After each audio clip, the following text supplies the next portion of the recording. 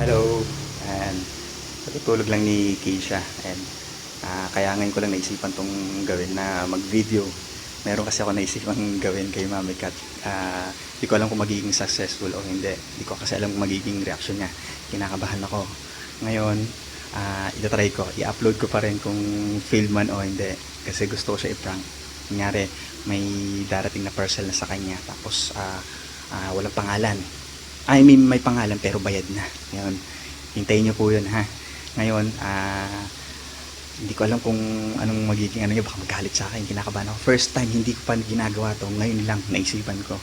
Kahit nagbubuntis pa lang si Mami Kat, gusto ko nang gawin. Pero ngayon ko pa lang nagkalakas ng loob. Pero kabang-kaba ako ngayon. Ito try natin. Tapos, hindi ko alam pa paano i-set up yung camera. Mag-iisip muna ako. Nasa office siya kasi. Kaya ako ngayon lang nakagawa kasi nung Monday ngayon, nung Sabado at Linggo nandito siya. Kaya hindi ko magawa. So ngayon tignan nyo ha. Abangan nyo kung ano yung gagawin ko sa kanya. Ha? Sana magustuhan nyo. Pero sana kung magustuhan nyo i-like nyo ha. Pero abang-abang tayo. Kabang-kaba ako eh. Ha? Later po. Hello, magandang hapon sa inyo.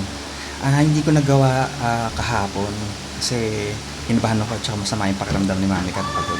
Tapos ngayon mukhang pauwi na siya galing ng office. So ngayon ko itatry. Sana maging okay pero hintayin natin ha. Binuksan open na siya. I mean makikita nyo kung ano yon, kung ano yung gagawin kong prank sa kanya.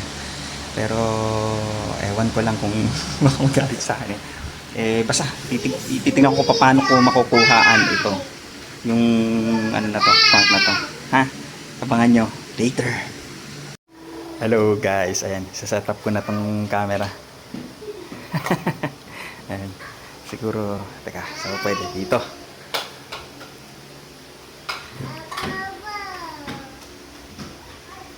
kita ba? Ayan, ayan.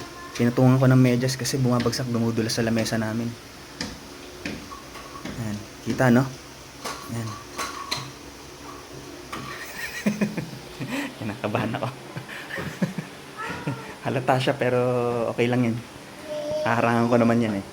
Ayan, dito. Ayan, ganyan. Ito yung gagamitin ko sa kanya.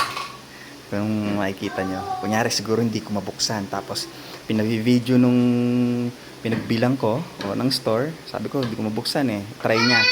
So kailangan ko may proof na nabubuksan or hindi mabuksan. Yan. Kaya mangyayari. Hello! Ayan. Pabubukas ko sa kanya kunyari. Tapos kailangan ako mag-video. Para may proof. Nandiyan na po. Nandiyan na si Mami Kat.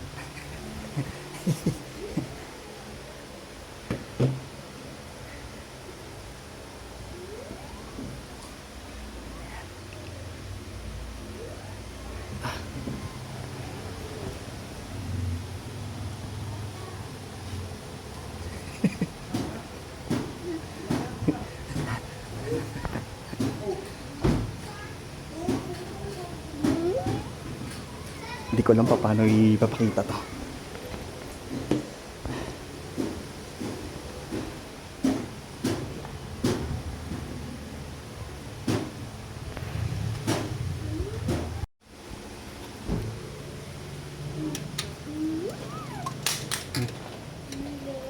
Hello. Mami Kat. Tulungan mo nga akong ano. Kasi may kinuha ko sa Shopee. Hindi, walang gamot yan. Walang naman yan. Tulungan mo nga ako. Hindi ko mabuksan kanina pa to eh. Kailangan may video daw kung ibabalik daw sa kanila. Oo.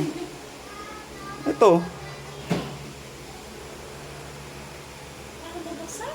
Buksan pa lang.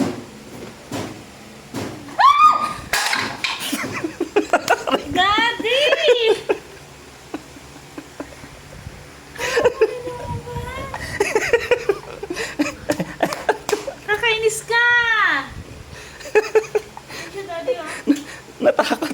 Hindi na lumabas. Okay, successful po. Bye.